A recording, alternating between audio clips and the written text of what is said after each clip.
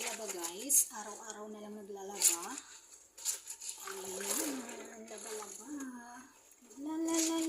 Maglalalaba. Maglalaba-labada na lang ako. Dubi-dubi-du. Ayan, samahan niyo ko guys, maglaba. Maglaba ng mga damit ng aking mga amo. So, walang katapusang laba-laba. Yan talaga ang buhay abroad. Tiis-tiis.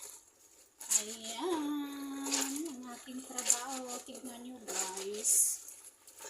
Lalaba ako habang umiikot ang aking washing.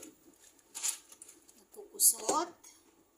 Tapos ko lang maghugas ng mga kinainan. Tuloy laba, tuloy plancha ng mga disgrasya ng mga amo.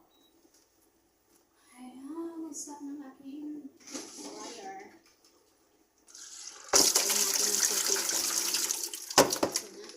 Ikot, mag-iikot tulad ng pag-ikot sa'yo ng yung life journey.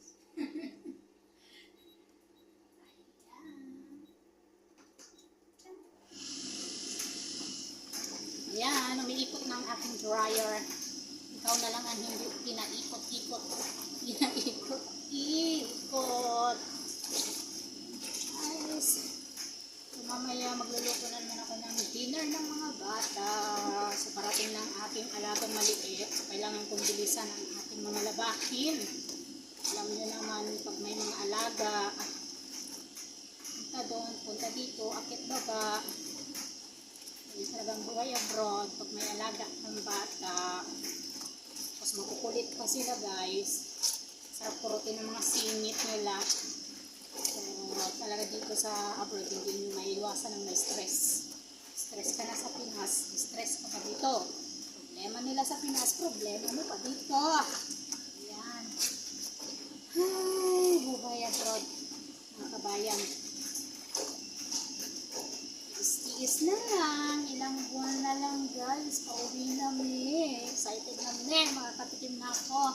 Makakatikim na ako ng masasarap na luto sa Pinas. Alam nyo na yan mga Filipino food. Ay, sarap na kayo mga ino guys, excited na mi. Makakatikim na ako ng Filipino food. O, baka iba nasa isip nyo guys. Ay, samahan nyo na lang ako maglaba. Marami pa akong mga labahin. Alam niyo naman ang mga trabaho namin dito. Talaga, pag may tiyaga, may nilaga. Pag di ka magtrabaho, wala tayong pera.